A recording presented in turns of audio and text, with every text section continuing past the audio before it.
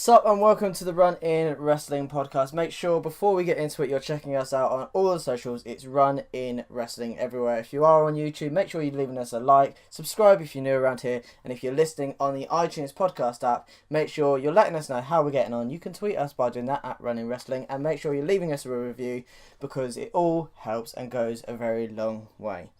Right, so streaks were broken, Bray Wyatt is woken, Dana White was in the crowd, John Cena was in the crowd, and the new Raw Tag Team Champion was also in the crowd. It was silly, it was fun, it had highs, it had lows, but one thing you could not call WrestleMania was boring. Now that I've had time to sleep on it, I feel a little bit okay to talk about it. I'm Ryan Beak from Run In Wrestling, and a not so happy Rusev Day to my guest, Ben. Hello. Hello, my name's Ben, I'm from the Roll Up Report, and you can find me on Twitter at rollup_report, and I'm absolutely shattered from last night. Yeah, I just still feel this emptiness at the moment.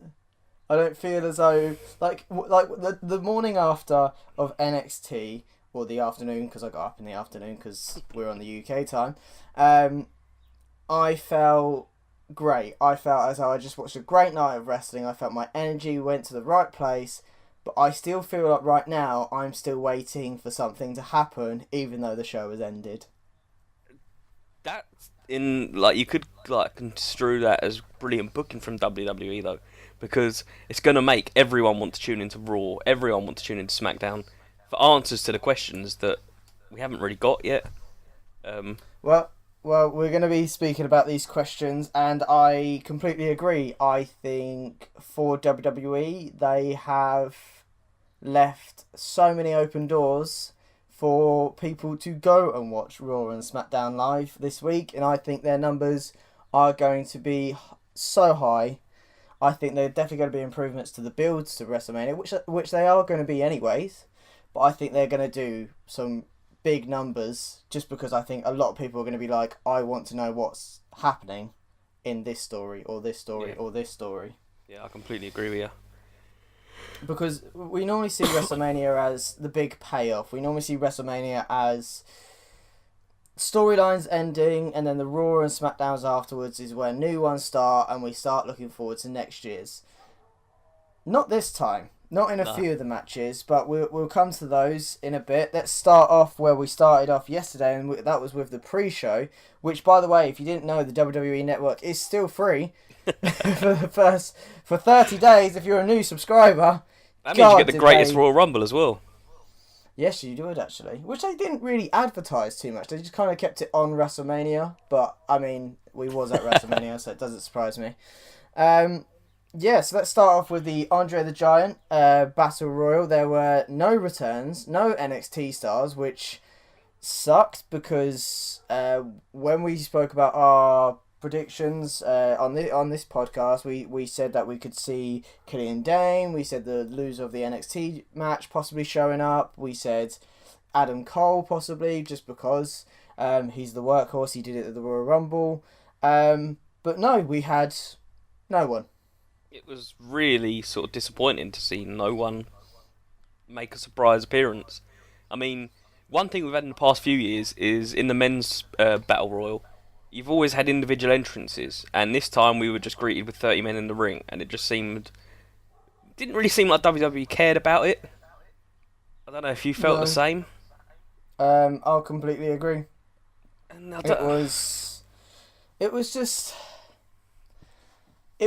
the thing is, I said this to you last night when we were talking, and I said, with the Battle Royals, it just seems as though I don't care until they get to like the final 4 or 5 people. But like, it had its fun moments. You had R-Truth dancing in the ring before being chucked out by Goldust. Goldust then hit a dab, and then he got chucked out. My prediction for this was the Revival, which they went out, I think, midway through, so I wasn't too happy about that. Who was your... I had Big Cass, and, no returns, so... Exactly. Dallas, who features on the podcast, had Mark Henry, so, I mean, that didn't happen. So, realistically, I had the best chance, and that, ended halfway through. But, in the end, we were down to Corbin, Mojo, and Mr. Woken Matt Hardy. And from that point, I was kind of like, no, Matt Hardy is winning, because no way are they crowning a 2-time Andre the Giant Battle Royal this soon. I thought maybe down the line, and I think they have to kind of leave a gap for it. But I didn't. I completely forgot Bray Wyatt, and when he showed up, that's when I was like, yes, this makes sense. I'm so happy. But I think even WWE got a bit confused about this, because when Matt Hardy in the end did chuck Baron Corbin over, the final entrant, it took a while for the bell to ring, and I was like, wait, is Bray Wyatt in this match or is he not? And then the bell rung, and I was like, no, okay, Bray's with Matt, that's fine. Yeah, I didn't really know what to expect when Bray turned up, because I looked at it and I thought, well, if he throws Matt out here and continues that feud, one, what was the point of the Ultimate Deletion? And two, we're going to end up with Mojo or Corbin winning it again. It does kind of make sense to see him now team. Do we see a stable of 3 with Jeff Hardy included? Do we just see them as a tag team? It's a funny one. It really is. I'm really looking forward to seeing where this story goes with Matt Hardy and Bray Wyatt, because I feel like the chemistry that they've got together and the characters they could really, really liven up the Raw Tag Team division. Yeah, I think, especially with who they've got to face for the tag titles now, I think with Matt Hardy, I don't know how many years left he's got in him, but I genuinely think possibly now Jeff might have a singles run and then join the Woken Universe somewhere down the line, and I think that would be the perfect way for them to do it, rather than him join the Woken Universe and then eventually break off. So I mean, one thing I would want to sort of note is that at the Greatest Royal Rumble, I've seen advertised that it's Matt and Jeff versus the Raw Tag Team Champions. So, do you think that will change now to Matt and Bray Wyatt, or? Well, it says subject to change, so possibly. Yeah. And the thing is, apparently somewhere down the line, I can't remember what, but people were saying at some point they saw Bray versus Matt at either a show or a pay-per-view, and I can't remember which one it was. But honestly, Matt was so good at the end. He got everyone to applaud Bray Wyatt. They had their moment in the ring where Bray's on his knees and Matt's standing above him. And I think all of the pre-show was great in the end, but we'll get onto that. So let's move on to the cruiserweights. We had Cedric Alexander versus Mustafa Ali. And it was a good match. It was a really good match. It wasn't what they normally do on 205. And I think where they keep cutting away for adverts, I think this is what ruined it for me. But in the end, a couple of great Spanish flies from both participants, and Cedric Alexander picks up the win. Yeah, I mean, it really did disappoint me the way that they just distracted from the match and focused on adverts. They focused a lot on John Cena in the crowd. I thought this match was brilliant, personally. It's just a shame that WWE don't believe in their cruiserweights. You know, they've given it such a big build-up. I could understand them putting it on the pre-show. Something's got to drop down. But at least put it on the pre-show and give it attention. Don't put it on the pre-show and completely distract away from it and focus on everything else. That ruined it for me, in my opinion. Yeah. We will come back to the actual match, but how good was it that John Cena was in the crowd? Because I thought they wouldn't actually do it. I genuinely thought, as WWE, they were probably just going to let him sit out the back. But they did. He was in the crowd. He seems as though he was having a beer, but I'd imagine it looked more like apple juice to me. I'm just being critical here. There was a pregnant woman sat next to him. Yeah. So that was weird. I mean, I thought it was really cool having him in the crowd, but they kept going to him. You don't need to do that. We understand John Cena's in the crowd. You know, you don't need to keep diverting, like, back to him, back to the match, back to him, back to the match. You know, this went on for pretty much the whole pre-show, and if I'm not wrong, maybe the first three matches on the main card. I don't think I would have minded, but he pulled the same face every single time. Yeah. Literally, his normal I'm surprised face was the exact same every time. But seeing him run up the ramp later on was definitely worth the payoff. So, let's go back to the cruiserweights. It was good. I really enjoyed it. I'm a little bit salty that Cedric won because I think Mustafa Ali has a bigger fan base, and I think you could have built 205 Live more around Mustafa Ali. But Cedric, to be fair, Cedric was meant to get this title shot before what happened with Enzo Amore, and I think that was meant to be his payoff. So I think they've just said to him, okay, well, we can't give you the title straight away. Why don't you have your WrestleMania moment? So therefore, I'm not that disappointed. No, I think you're right. I think it was good to build to having the moment at WrestleMania. I think it also helped showcase a lot more of the cruiserweight division in doing so. You've seen Buddy Murphy, Mustafa Ali's. He's come on a hell of a lot through this tournament, I think, and a lot more people are now behind him. And I feel like 205 Live this year is going to grow and grow and grow. But, yeah, and this might be a controversial opinion, I feel like it might have to sort of come across onto one of the main shows to stand out. I feel like going out, having to have people go out their way to watch it, it's just a bit of hassle, really. Yeah, and it's where do they go with it next? Because the thing is, you can keep it on 205 Live on the WWE Network, but that's the thing. If they do have matches on, it can really only be on Raw.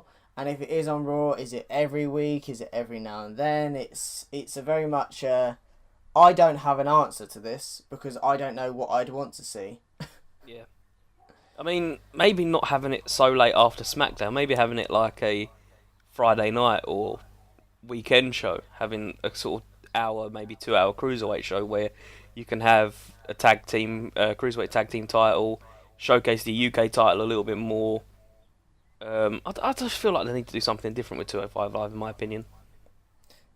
Yeah, and this could be something we're working towards. I know there's a lot coming up for the rest of the year because they advertise quite a lot to come, but we'll see.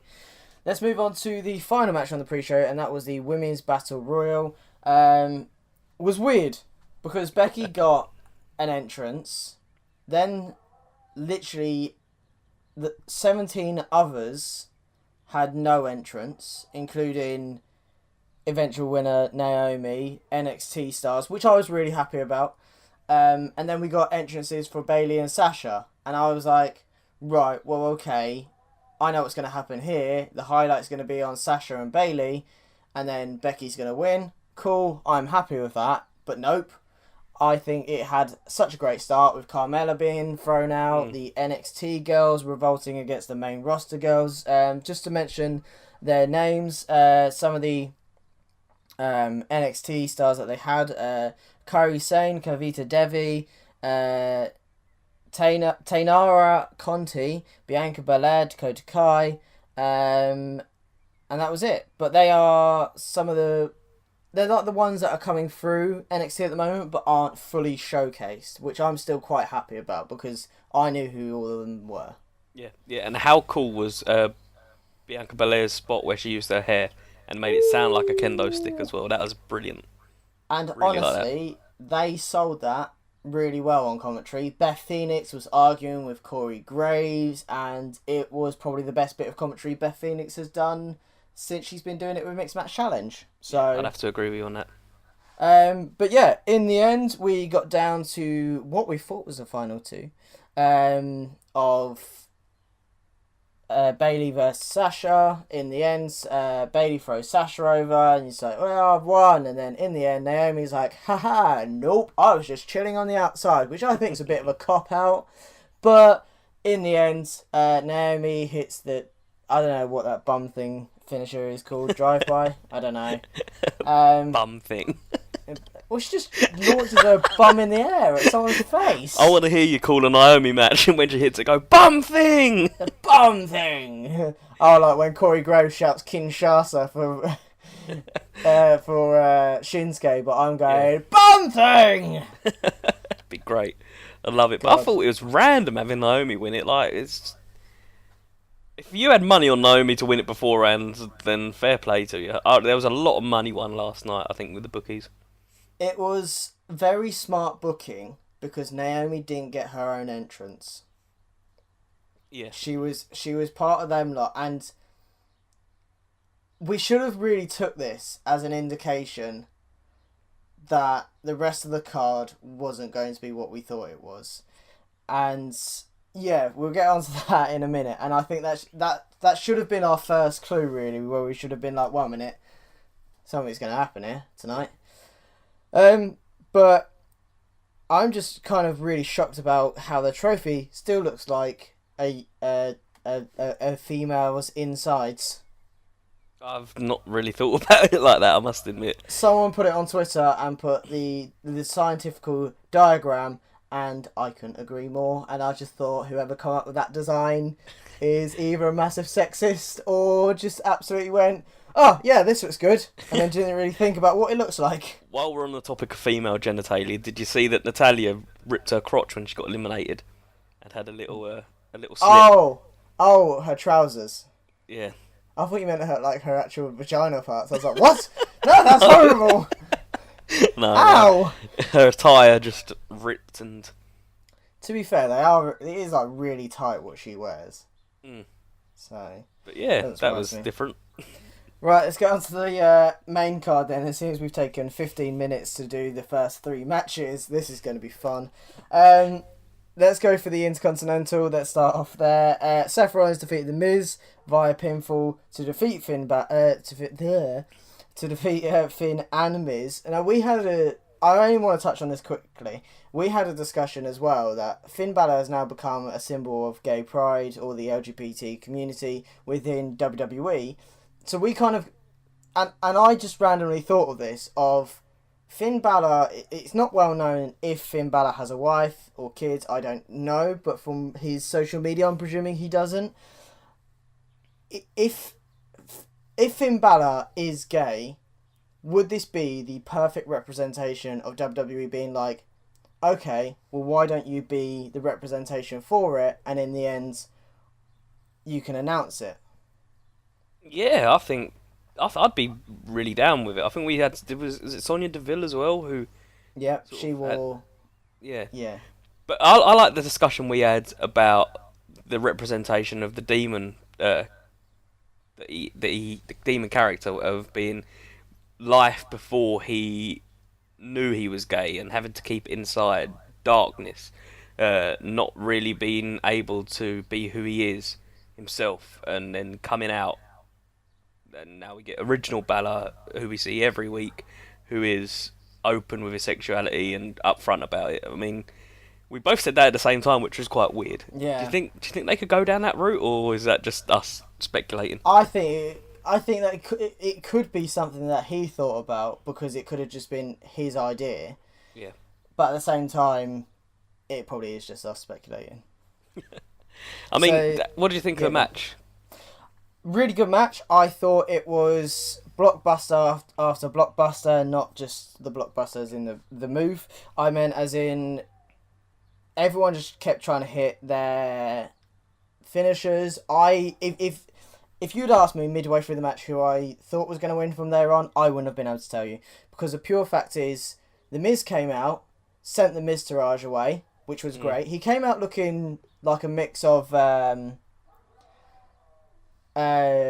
Velveteen Dream and I can't even remember what the film is now. I can't remember what the film is, but he looked like he looked a little bit like the Velveteen Dream with his glasses and headband. Yeah. Seth Rollins had an amazing entrance, and Finn Balor obviously had that amazing entrance with everyone behind him. The actual match, it received "This is awesome" chants from the crowd.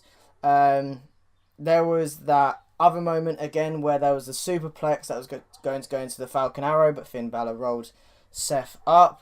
There was a skull-crushing finale on Rollins straight after, but could only get 2.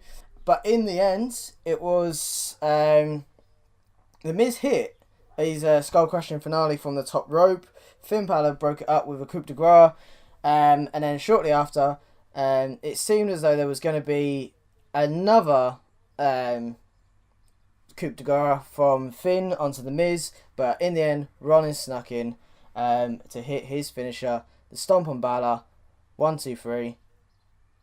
Oh, sorry, no. Stomp on Balor. Stomp on Miz. Pinned. Yeah, sorry. Stomp on Balor, Stomp on Miz. And then, sorry, I'm messing up my notes. And then got the pin, and we had that beautiful moment of Seth Rollins swinging the title around his head. I'm happy. You know what? I was kind of hoping that when he was doing that, he'd let go and it'd hit someone in the crowd. Massive claim there. But yeah, I was really happy with the match. I was happy that Miz took the fall. I kind of expected Balor to win going into it. Yeah, but I was happy with I was happy with any outcome of that match as long as it was a good match, and I feel like it was. You know, it was probably one of the better matches of the night.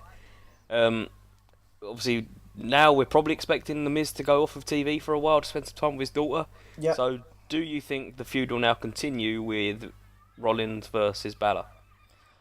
I don't know, because I'm a little bit salty. I predicted that.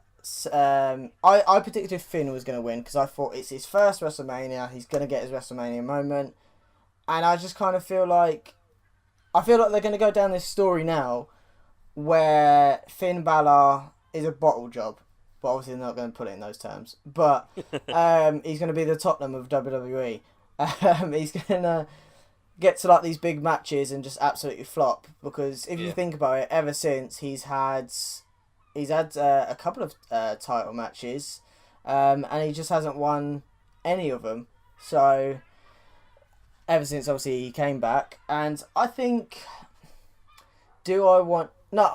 I don't want him in the Intercontinental title picture. I want him with Balor Club. I want there to be a faction. I want them to actually play on this. I don't want it to be Finn Balor and the club, and every now and then they are Balor Club.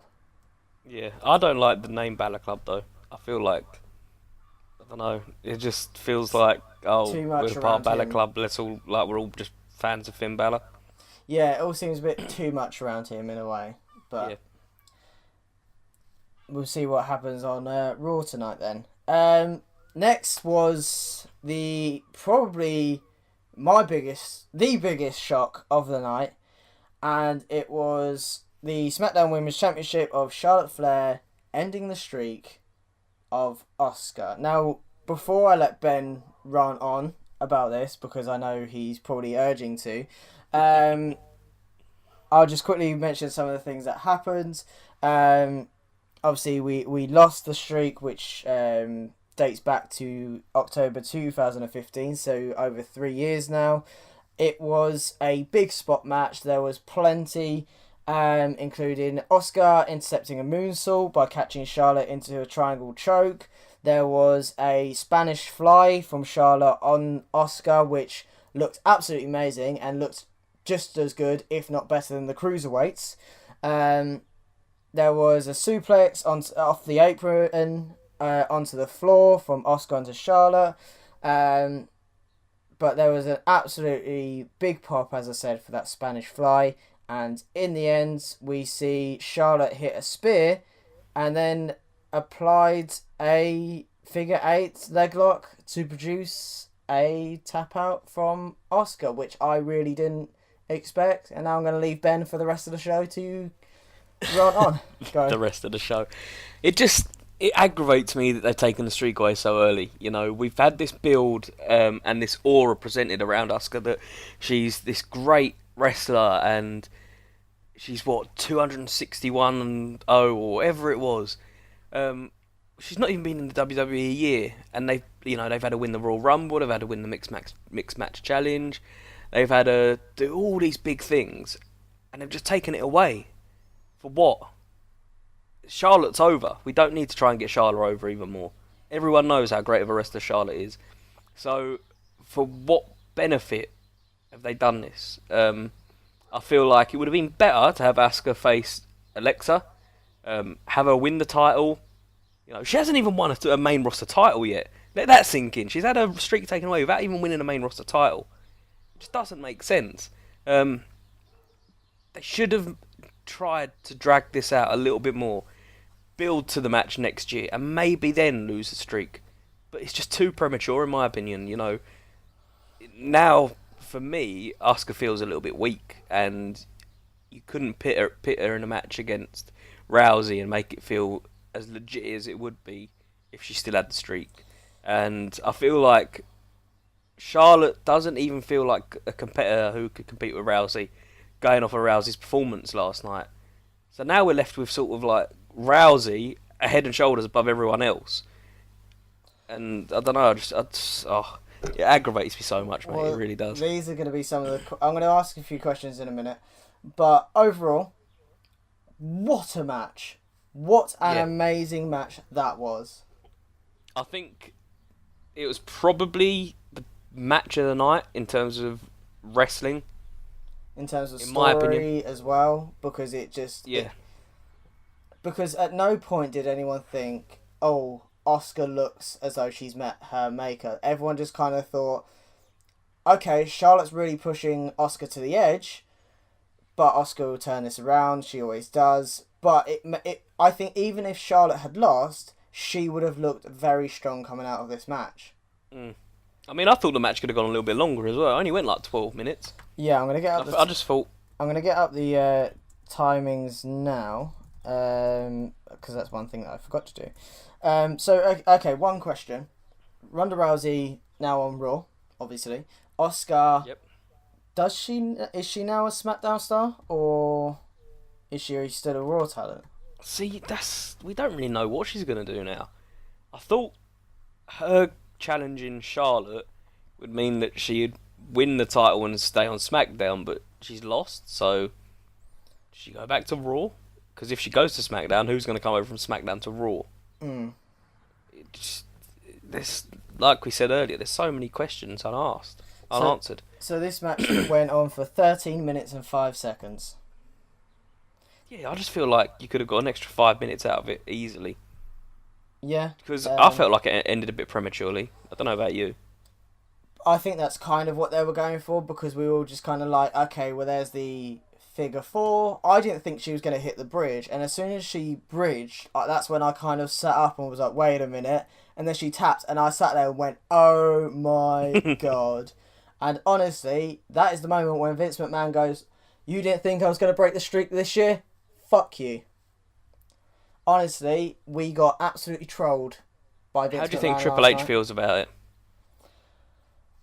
Because Asuka was his sort of baby, something he's developed in NXT, brought it up to the main roster, made feel incredibly legitimate.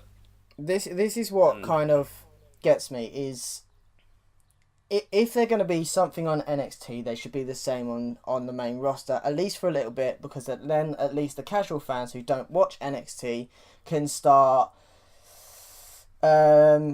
believing in it and start feeling the same emotions as those who did it in NXT, and those who go from NXT to the main roster, and the fans who watch NXT can then feel those emotions all over again, and it still feels fresh, it still feels new. And I think that's what the same with Triple H is. I think he's going to be like, well, I kind of wish he had more of a push, because the fans probably would have wanted more. But yeah, I've got one final question. Or it's kind of a statement. So before this match, someone tweeted me. I think it was one of our regular tweeters, Bree. She normally tweets everything about wrestling. But thank you for getting involved if you are listening in. And she said that the Smoothie King Center had already ruined the ending, and that Carmella was going to cash in. And I thought, well, it's not going to be a successful cash in. Asuka's not going to lose. And I looked it up, and so the Smoothie King Center, where they are Tuesday, has advertised that there's going to be a SmackDown Women's Championship match, Charlotte versus Carmella. Sorry, spoilers if whatever, I don't care. And I just kind of thought, well, it's subject to change. They probably just kind of wanted to keep it kayfabe and just not give away WrestleMania ending. But no, we could actually see Carmella cash in this Tuesday. I just don't think it makes sense for her to cash in. Like, she got made to look extremely weak yesterday as well. But then that's why I think it would have been pointless her doing it yesterday, because I think in that Battle Royal she lasted all of 10 seconds, and then I think for her to come out and cash in and it not be successful, I think would have really damaged her. So, what I would like is on SmackDown for Charlotte to have a match, and then Carmella to have an unsuccessful cash in, but get in a lot of offense, and it makes Carmella look strong as a heel and makes Charlotte look strong coming out of it. Yeah.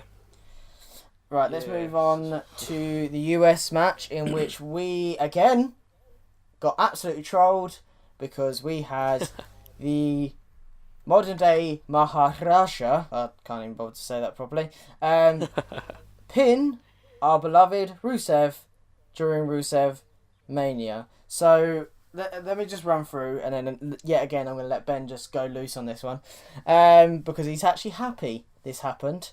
So we had Rusev Day chants. The entrances were just meh, like nothing special from anyone, but I guess it was the US title. No one really cares. Jinder had his hair up, which I think he kind of looks better than when he has it down. Yeah, it suited him a lot better, I think. Exactly. So we had some help from Sunil Singh on the side, which I'm quite glad he didn't play too much in. But one question: Aiden English, he had hair in the Battle Royal. I thought that. I didn't know if it was just my mind playing tricks with me, but I've gone back and checked it out, and he definitely had a haircut between the Battle Royal and that match. He looks better bald, in my opinion. And well, I can't wait for the story for that to come out. It's just going to be one of those niche stories that I'm going to like hearing. But overall, it wasn't a bad match. It could have had some better technical wrestling, but it just kind of seemed as though everyone was trying to hit their finishers, which I kind of feel bad about, because it doesn't show the how many moves, the range of moves that each competitor had. But in the end, as I said, Sunil Singh was on the side. Rusev ends up kicking him. Mahal then gets in to hit the Kalash, 1, 2, 3, and everyone was pissed off except Ben. Yeah, I'm really happy with this. Jinder Mahal is the best heel in the company right now, I think. You've got Reigns and Lesnar who get booed, but that's not because of their character, that's because of their in-ring style and, you know, how they're forced upon you. Jinder Mahal, what they did with him last night was perfect. They had him pin the most over guy in the company on the grandest stage of them all, where everyone expected him to win. Okay, everyone thought Rusev was going to win after being put into the match so late, and they had Mahal pin him in the middle of the ring, okay, and generate an incredible amount of heat. Everyone on Twitter was in uproar about it. They were so disappointed that Rusev had lost and so angry with Mahal winning. And that's what heel does. That is a heel. We don't see enough of it these days. Jinder Mahal is the last true heel in WWE, in my opinion. On the main roster. And yeah, on the main roster, you know, you've obviously got some great people down in NXT, but it's brilliant. It really is. I think the rebirth of Jinder Mahal in the last year is probably one of the best things that happened to WWE in the last 12 months. I'm happy it's the US title, because this didn't work with the main title because it was not believable.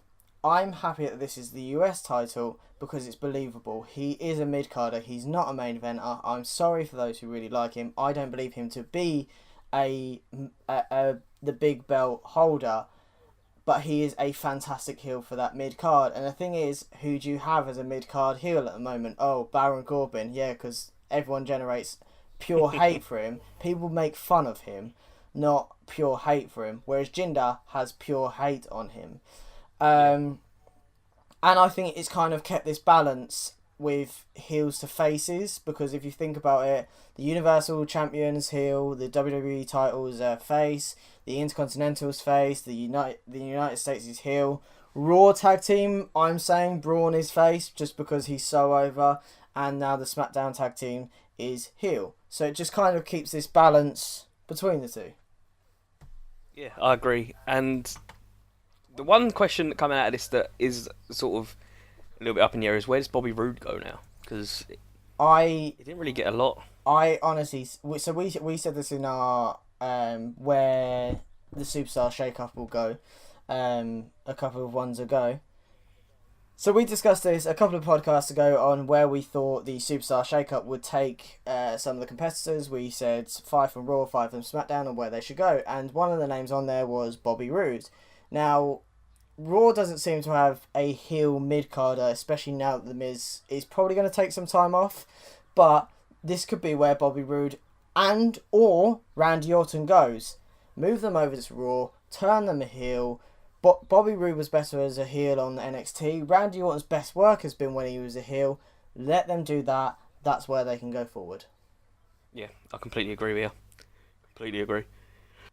Let's move on to the mixed tag match in which we saw the debut of Ronda Rousey, and it was amazing. Triple H and Stephanie had their trike entrance again, but they had all female riders, which I thought was really good.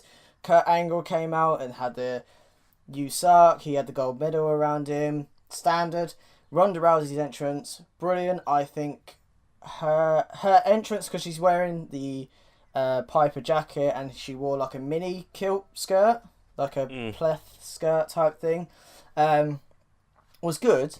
My only thing with Ronda's outfit is she had to move it quite a lot during the match. Yeah, she was Like, making a lot of adjustments. Shorts down. She had to pull her shirt down at one point, and I just kind of thought that surely can't. If this keeps happening, it's going to be something that everyone's going to pick up on, and it's something that fans will make fun of. Yeah, how long till we get a nip slip or something like that? Well, exactly. This is what I'm worried about, and the thing is, you don't want the baddest woman in the world to then have something flash out during a wrestling match. Yeah, I mean, can we just sort of go off on a little bit of a tangent? How great did Stephanie McMahon look? See, this is I have a problem, but I don't with this. She was very good. She played a very good part, but I think she got a bit too much offense in for me to think of Ronda as that type of character. Do you know what I mean? Yeah, I see where you're coming from. Let me break down. There was just so much that happened in this. Just to start with, there was so much cheating from Stephanie and Triple H. It was so much psychology from the heel of Stephanie McMahon. Prevented her from getting the tag because it started with Angle and Triple H. Eventually, there was a hot tag, and she went to flip Stephanie into the ring, but I think she dragged her in, which looked very painful. This is my only thing about Ronda so far, is she just needs tweaking a little bit, because there's some stuff that I think she's doing a bit too aggressively. I don't know if it was because she was doing it with Stephanie McMahon, it looked a bit rough. That's one note I would want to throw in there. Fair enough. Either way, she proved her worth.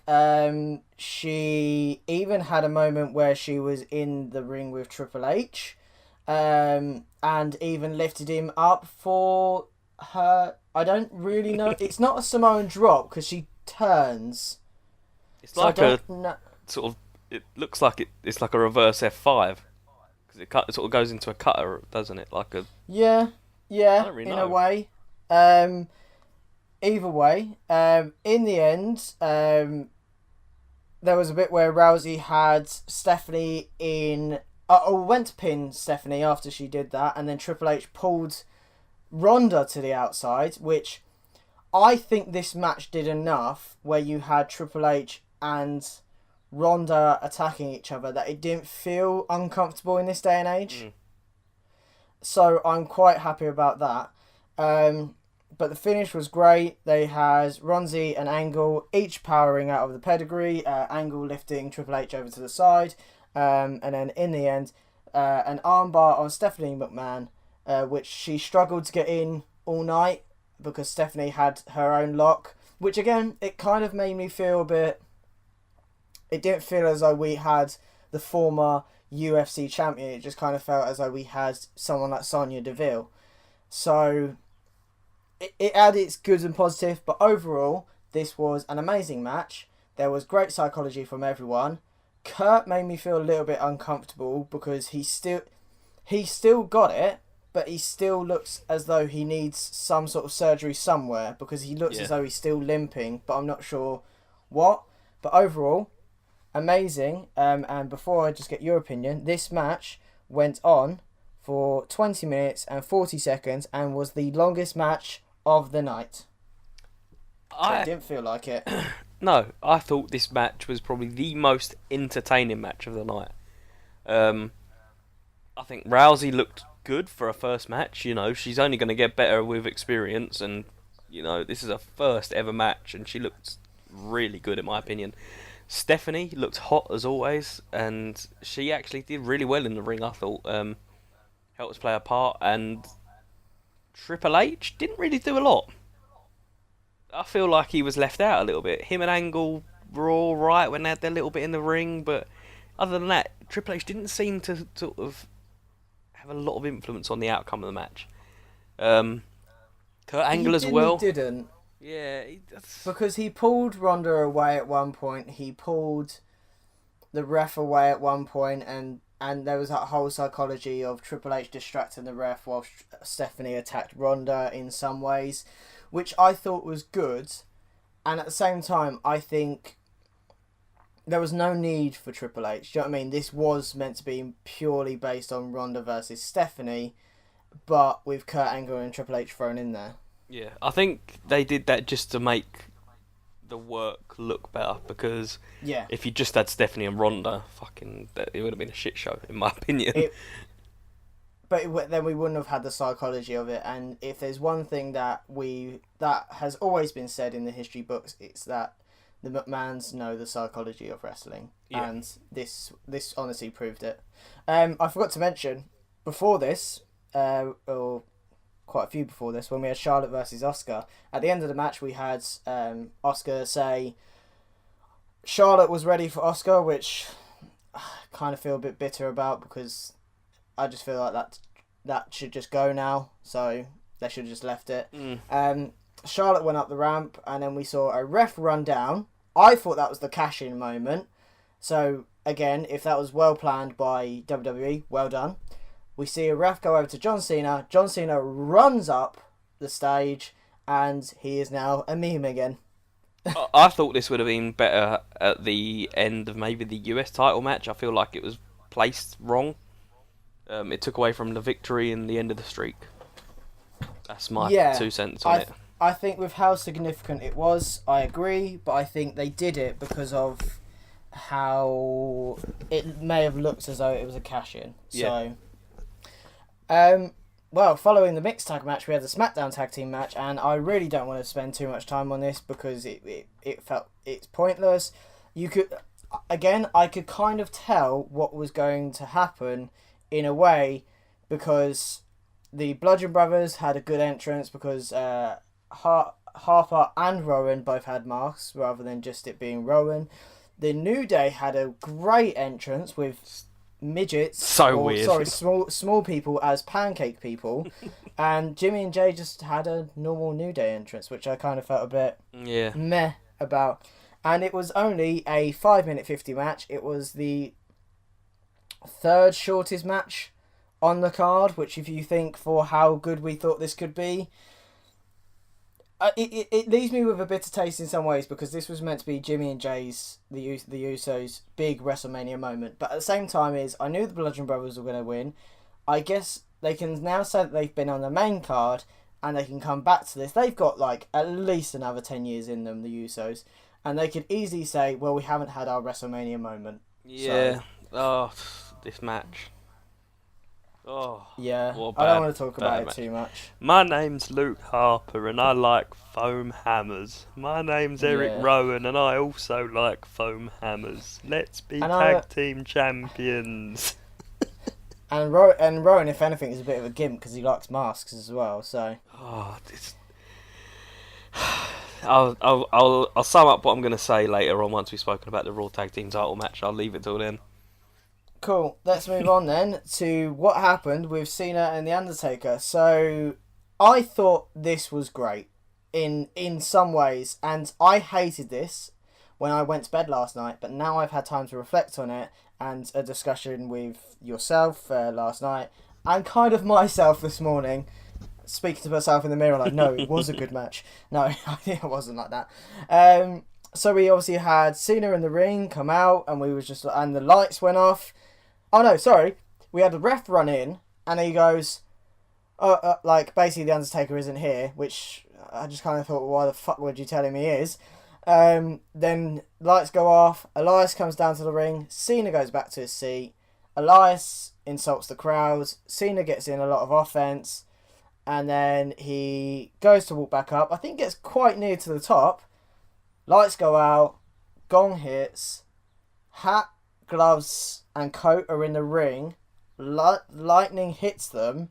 They're gone. Which I kind of didn't get. Because then the Undertaker came out in that stuff. Which I'm really baffed about. Because I don't know whether that was meant to be a symbolism to last year. Or what. But he came out in the traditional dead man gear. And it was a squash match. But Undertaker moved great. He looked amazing. A lot better than last year. He started off with an old school. He ended up finishing it. Obviously on a tombstone. And the match was, I think, 2 minutes and 45. It was the shortest match on the card. I thought it was vintage Taker, and, you know, beforehand I didn't want it to happen. I thought Undertaker retired last year, he's done, don't bring him back. Like, I was at WrestleMania last year, and everyone, You're a bit salty. a little bit, but everyone had kind of just accepted the Undertaker had retired. Like, walking out of the building last year, everyone was just upset, there were people crying, and it was just like, if you're going to go out, let it go out like that. People cared. Now you brought him back, I wasn't too sure about it, but the way he moved, he looked brilliant. I really hope that this is a build to a match next year. This is just sort of like a way of saying, look, I'm still about, like, I'm the Undertaker, I'm going to be here for another few years. I can still go. Here's a little bit of what I can do. I'm going to squash John Cena now, and then next year we'll have a career versus title match. Give the Undertaker another 12 months to get himself in shape for that match, and hopefully next year we'll see a longer match, and maybe the Undertaker will retire.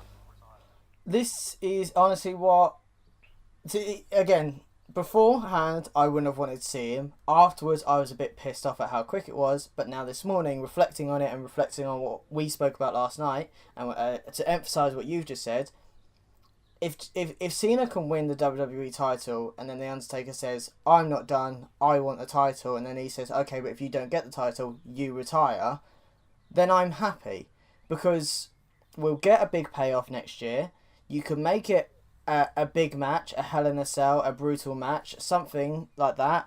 Maybe not a bit OT. That Hell in a Cell might be a bit OT. Inferno match. Yeah, anything. Casket match, because that's not too brutal. Yeah. But in the end, I think we're both in agreement that he's going to be back next year, and I'm not actually annoyed if he is. Would you have preferred to have seen Biker Taker come back? For what's just happened, and the fact that it might be next year, no.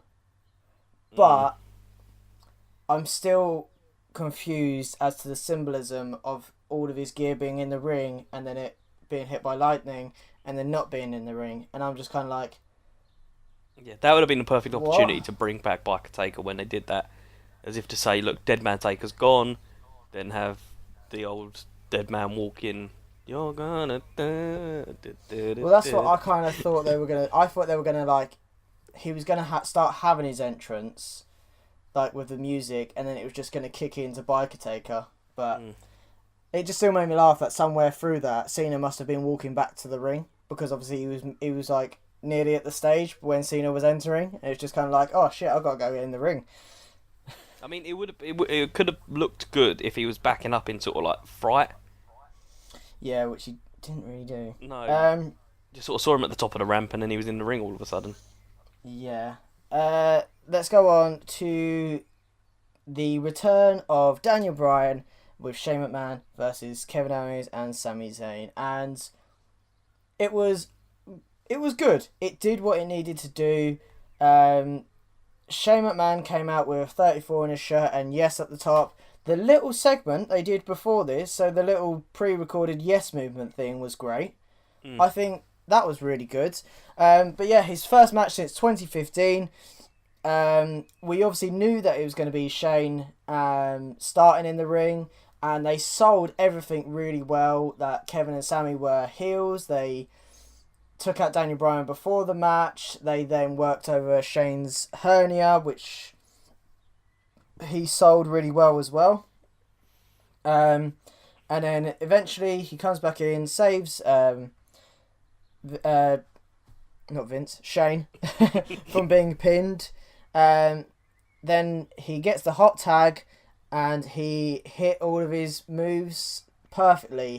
His drop kicks, his yes kicks, all of them, and in the end he gets Sami Zayn into the I can't remember what the yes lock. No.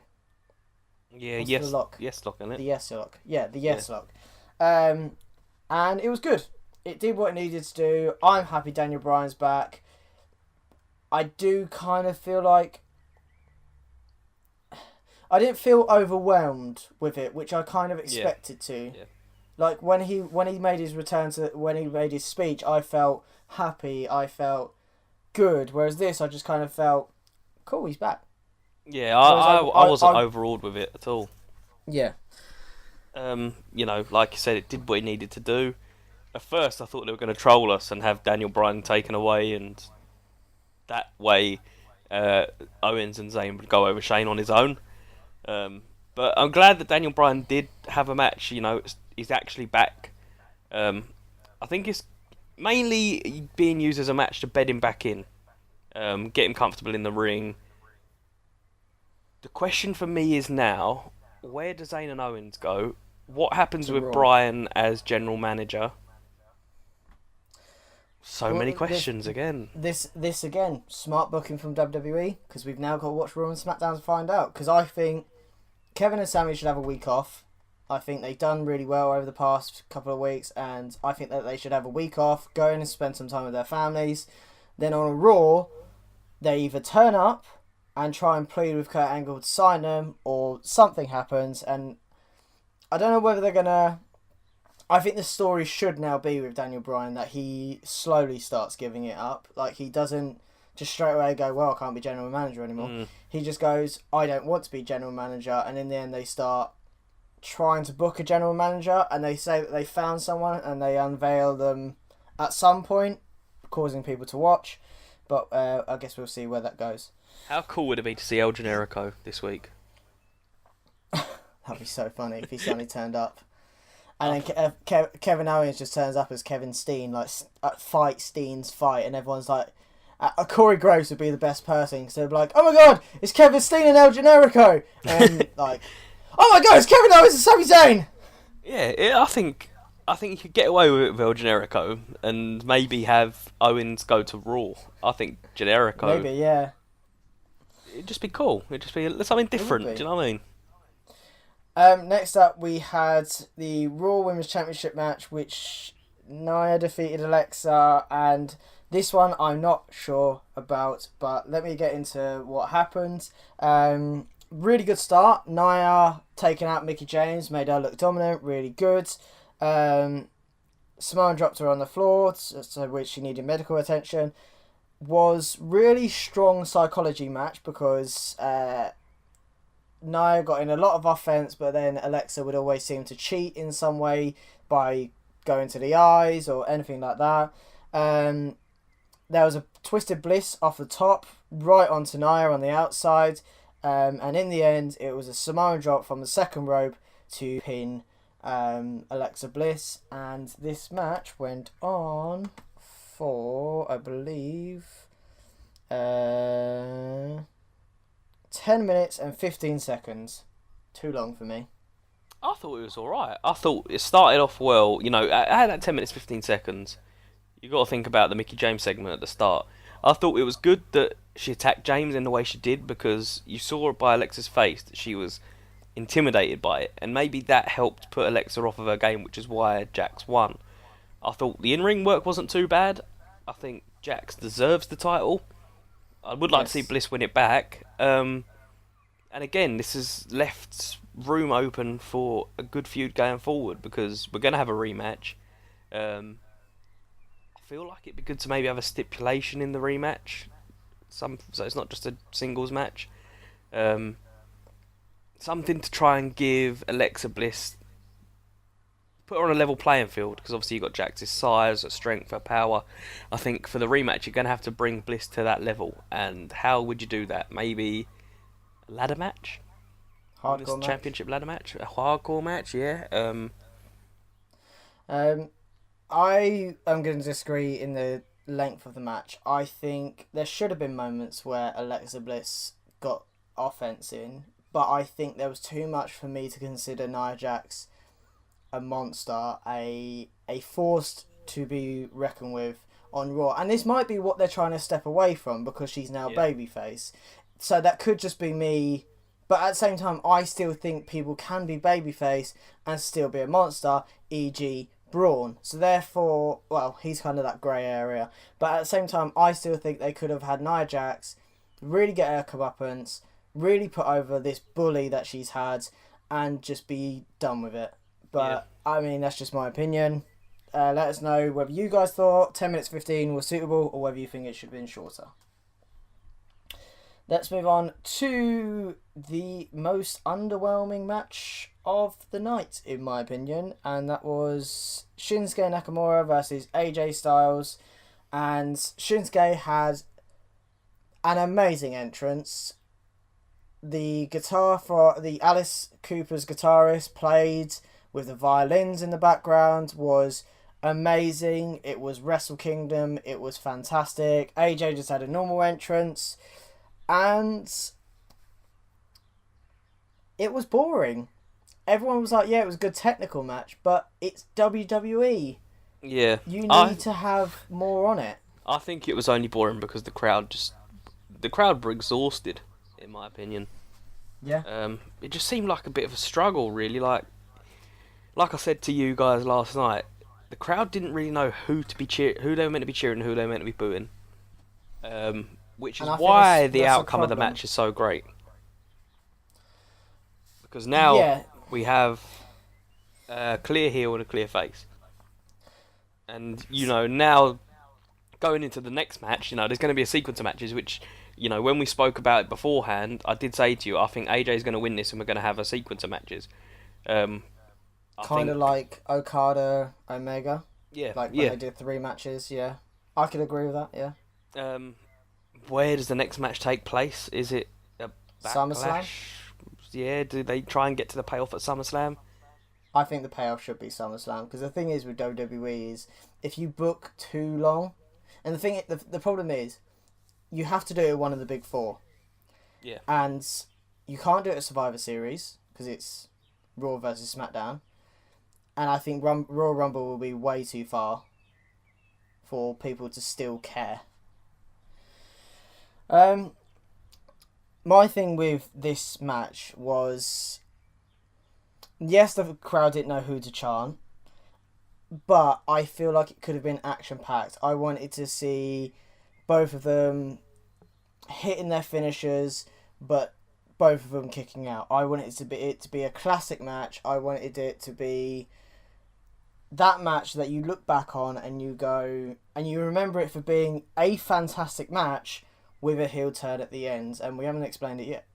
The heel turn is that at the end, Nakamura grabs the title from the ref, which the ref really shouldn't do anyway, and hands it to AJ, gets down on his knees, low blow, and then only one knee to face on the outside, and I'm just kind of like, yeah, but if he was a proper heel, we should have done a bit more. Like it should have been like a couple of things rather than, because it was literally just low blow and knee to face. That was it. Do you feel like it's killed Nakamura's momentum a little bit? Yes, and I tweeted this out last night, and I think it has, and it hasn't. I think if they had done a better job even afterwards, I think if he'd done it either a bit quicker or got some more in, I think he would have been elevated a bit more. But it's going to be another kind of Bobby Roode thing, where even if he is heel, people are still going to chant for him because it sounds good. Yeah, I mean, to be a heel, you need to be able to get over on the mic and piss people off with your vocal skills. Has Nakamura got that? No. I've just got to think there's got to be a lot of loud shouting. Yeah. This was the longest match on the card. The second longest match on the card. 20 minutes and 20 seconds. I would have happily took a 20-minute match if it was good, but I don't think it was. And yeah, I just feel very underwhelmed by this match, but hopefully it'll pay off in the end. So let's move on to Braun. So Sheamus and Cesaro came out there like a Mardi Gras entrance. Braun comes out, chucks their float away because why not? It's Braun. Gets into the ring. They go to start the match, so the bell even ring. Oh no, the bell doesn't ring. But they announce Sheamus and Cesaro. Then they announce Braun. Braun takes the mic and goes, "My partner isn't in the back. It's one of you." And then he searches for people through the crowd. We end up seeing NXT stars, including No Way Jose, in which I kind of thought, hold up. A lot of indie stars in the background as well. Yeah, exactly. And then in the end, it's a 10, 11-year-old child called Nicholas, who we have now found out is the son of referee who works for the Raw brand, Jonathan Cohn. Yep, and he refereed that match if I'm correct as well. Oh, that's even worse. That's even worse. I just no. we were both on the same. So I think everyone was on the same wavelength. They thought, "Oh, it must be a Make-A-Wish child. This is really good what they're doing. This is fantastic." It was a 4-minute match. Nicholas actually got tagged in, then tagged back out again. And in the end, yeah. He was shaking like a shitting dog on the apron, wasn't he? I honestly thought he might wet himself. Do you know what, right? And this is going to be the worst comment I'll ever make in my life. I have never wanted a child to have terminal cancer more in my life than I did last night when he got pulled out of the crowd. Fuck's sake. I thought he has got to be a Make-A-Wish child. He has to be. How can you do this? I can't believe they have done this. Like, honestly, with the SmackDown Live Tag Team title match earlier in the night and that, it has completely murdered the tag team division in WWE, in my opinion. You've got so many great teams. The Usos, New Day, the Revival, you've got AOP, you've got so many down in NXT, you've got the Club. And yet our tag team champions are two men who like foam hammers and Braun Strowman and a kid called Nicholas. The thing is, though, I'm presuming we're going to have to tune in on Raw this week, because I'm presuming... Because you can't carry this storyline on with a 10-year-old child. He has to lose the titles at some point, or they have to start a faction and bring someone in for... like they did with Undisputed Era. I'm so confused what's going to happen, but at the same time, if it's going to get people to tune into Raw, it's smart booking, and I don't want to talk about it anymore. Do you think, right, and this is the last thing I want to mention about it, do you think they could now have it where each week they'll go to Denver, Colorado, Minneapolis, so on and so forth, and they'll pick a kid out of the crowd each week to defend the titles with Braun? Well, if they're going to keep picking referee sons, no. I mean, is Nicholas just a sort of a starting point for that? I hope not. I really hope not, because it just... I thought it was great because it was funny. It was a rest that everyone needed, and it was a light situation that everyone needed. But now I look back on it and I think, how does this affect storylines? This is a little bit shit. So yeah, I hope it doesn't. Yeah. So let's move into the main event of the night: Universal Championship, Brock Lesnar versus Roman Reigns. Both had normal entrances. This match in the end went on for 15 minutes and 55 seconds. I was deflated by this point, and I'm not gonna lie, I completely zoned out, so I've had to kind of go back and watch the highlights this morning, or this afternoon, because I didn't get up till 1 o'clock. There were chants of CM Punk, so that obviously, and Nicholas, and beach balls, and there were beach balls in the crowd. So, and that I saw that on Twitter. This is awful chants came out, and it just became F5 after F5 after F5. Roman got a little bit of offense in. I thought they had split a blood pack over Roman's face, but after looking at everything else, nope. He actually was split open. He was bleeding that much. That is fucking horrendous. I'm sorry, but that was like when they used to blade type of bleeding. Yeah. That was horrendous. And honestly, because I didn't really care. I was like, oh, it's PG. It's just going to be a blood pack. No, he actually fully cracked his skull, and he was fully bleeding past his face and everywhere. It reminded me a bit of Guerrero versus JBL at Judgment Day in 04, was it? When he hit a vein on his forehead. Yeah. Or when Ric Flair did it, or... It just... It was nice to see blood back. Yeah, but this is the thing. I don't know how much Brock Lesnar gives a shit about Roman Reigns to do that, but I mean it played into the story. It was probably the one part of it where I was just kind of like, okay, this is a little bit real. In the end, they went over to I think it was the Spanish announce table that Roman Reigns got thrown onto, and then they go back into the ring, 2 count on a spear. They get up well, and then Roman Reigns run into one more F5. 6 F5s it took. 6. The thing is that pisses me off about this is they built up the F5 to be this move that no one kicks out of. It is the move. Why have Roman Reigns kick out of it 5 times, being put down for a 6th, to lose? And I'm annoyed because I don't care whether Brock goes to UFC or not. I just don't want him as Universal Champion, and we've been building to this for 3 years.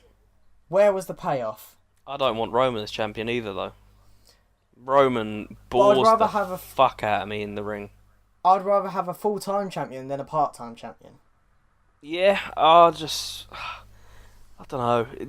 Do you know what really got to me with this match, right? And I tweeted it last night.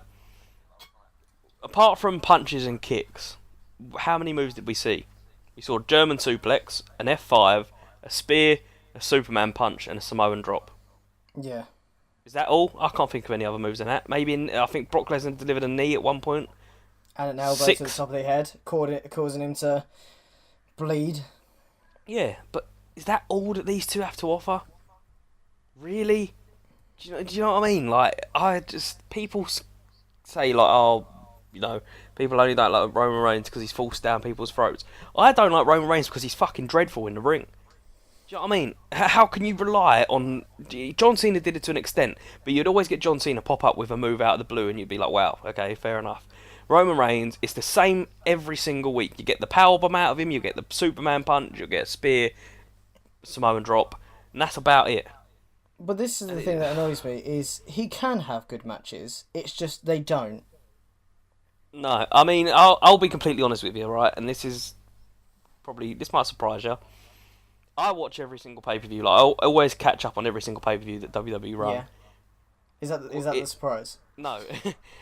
What I normally do, right, I'll watch the pay-per-view and I'll turn off the main event if it's got Roman in it, because I'm just not interested. Fair enough. I'll watch a few highlights of it, but I won't watch the full match. I can't invest 20 minutes, half an hour of my time into watching his drizzle. Well, before we give an overall review of WrestleMania, I sent out a tweet last night, just before I went to bed, so at 5 o'clock in the morning over here in the UK time. I said, reply to this, reasons why you thought WrestleMania was good or bad. Some of the messages we had through, Random Monkey UK, I didn't like any of the results or finishes to the matches, but that isn't what made the show bad. No match went above and beyond. Every match except the Rousey-Steph match felt like a TV match. Nothing felt entertaining for me. It was the exact opposite of NXT.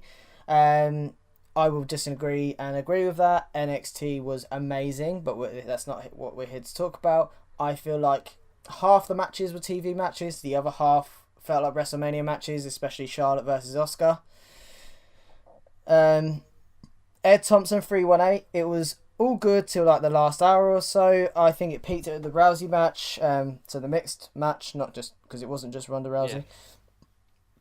The Raw Tag Team title match really hurt the show. Lesnar Reigns didn't do any favours.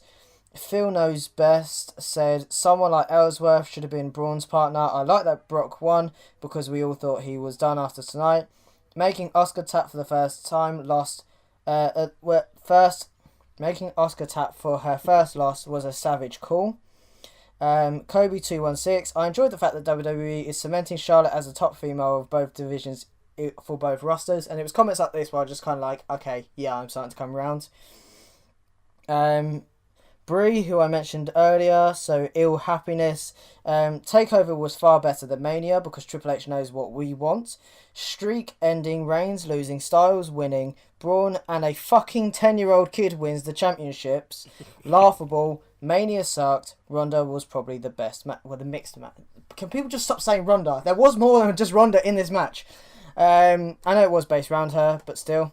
Sammy Blue 18. Both tag team titles delegitimized. Styles and Nakamura should have main evented with Asuka and Charlotte as the co-main event. Roman and Brock were terrible. Taker Cena was pointless. I feel bad for the other women. New Day wins entrances forever. Agreed.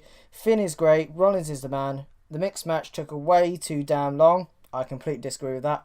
And it was great to see Daniel Bryan back in the ring again. Hate to see Mickey used as a sidekick, but glad the title is off Bliss. It needed a change. I'm very surprised Carmella was not used at all. No, I like how Mickey's played into this, but I think she can have a main event part before she retires. Yeah. And I'm not surprised that Carmella wasn't used because I think it would have been pointless and would have taken away from the streak. Main event sucked. So this is from Derry Nick. Fair enough. Main event sucked. Opener was great. Was an unpredictable night. Great Mania. I'm just trying to find some more positive ones. From HYWEL Media. Huel? Media. Welsh. Yeah, probably. That Oscar match was incredible and I was very impressed by Ronda Rousey. IC title was very good, but other than that, they should have said to AJ and Nakamura, do what you want. Heel turn was interesting. We'll see where it goes. Probably another wet fart. Mixed bag. You know what? Give me your 2 cents on it. If you had to sum up the card, do it. So I even sent out a tweet last night and said first half over second half, and I still agree with this. I think the pre-show did what it needed to do. All of it was great, which we don't normally see from pre-show matches. Yeah. It made the pre-show worth watching. And in all honesty, if it was any other pre-show, I wouldn't have watched this. I wouldn't have cared, but I'm glad I did. Intercontinental, great. Charlotte and Asuka, great. US, now I look back on it, great, because it was a turn. Mixed tag, amazing. SmackDown, tag titles. We knew it was going to be something like this, but it was just kind of a, let's get this out of the way. Undertaker I'm now happy with, because I think it's smart in the long term, and I think the build to it was really good. Daniel Bryan and Shane, good, not great. And then I think from there, that's where I kind of go, 9 Alexa, bit too long for my liking. WWE Championship, bit too boring. Raw Tag, bit too deflating when you kind of look at it in some ways. And the Universal, again, I just think there wasn't that moment where I kind of look back at WrestleMania and think of that moment of someone standing on the ramp, holding a title or their hand up in the air. Yeah. WrestleMania fireworks go off, and the match ends there. Instead, we had Brock leave the ring quite quickly. We went to some highlights, and then we ended with Roman going to his wife, and then leaving. We didn't even have any celebratory fireworks at all, did we? But this was the point. This is what I got. I mean, right. Here we go. I'm going to shoot on this. Go hard, okay? People talk about NXT being a head and shoulders above WrestleMania. It's easy to do that when you've only got a 5-match card.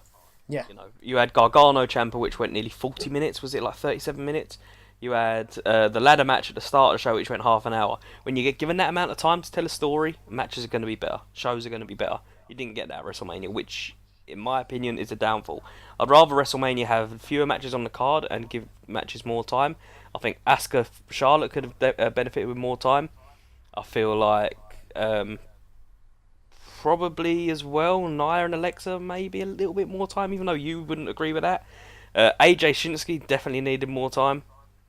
But when I look at WrestleMania and I think of what a good card is, I think of positive progression.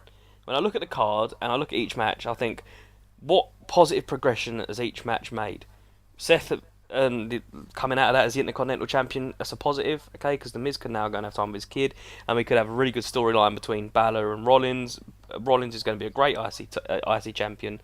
Charlotte and Asuka, positive progression. There isn't a lot there.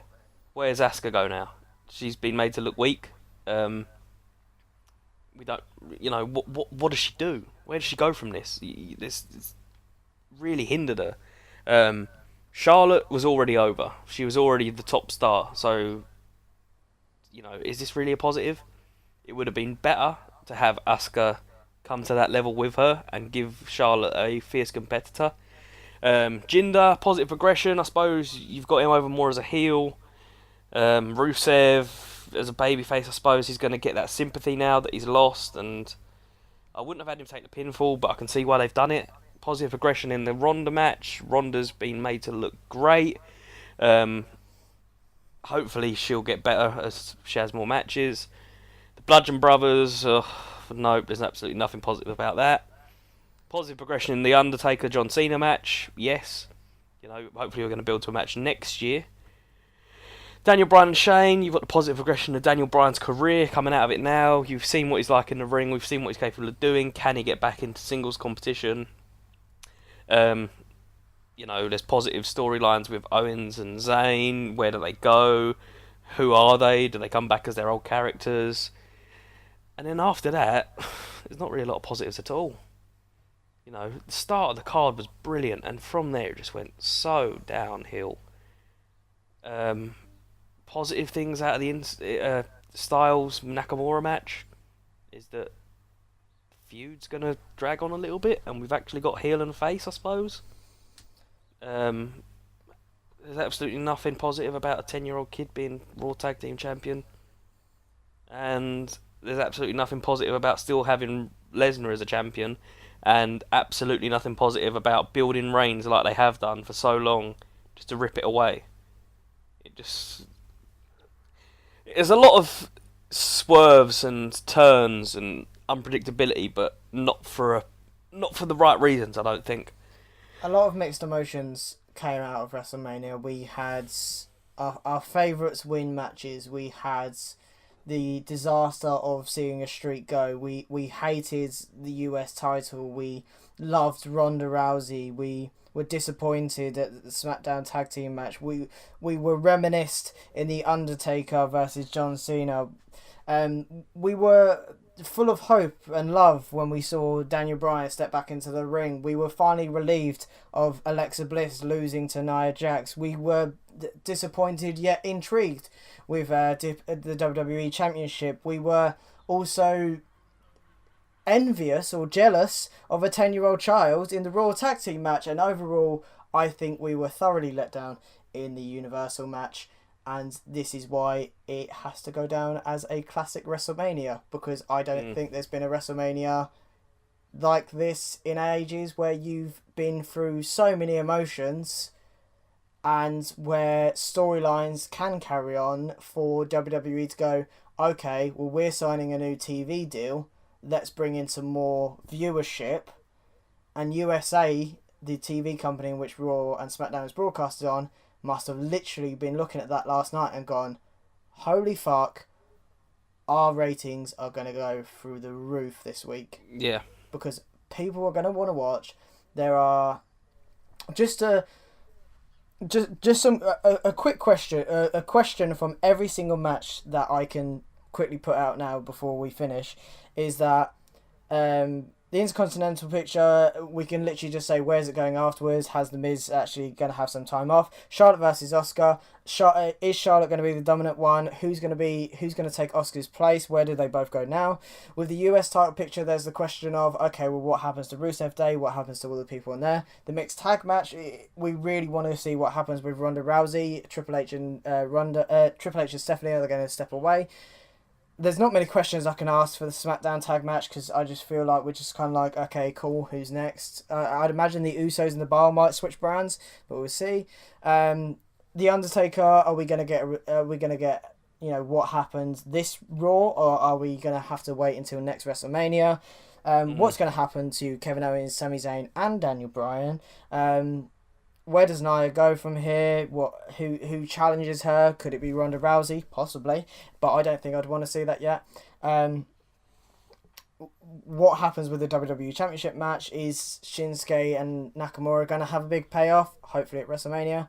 What's going to happen with the Raw Tag Titles? That's all I can say about that because it's too many questions.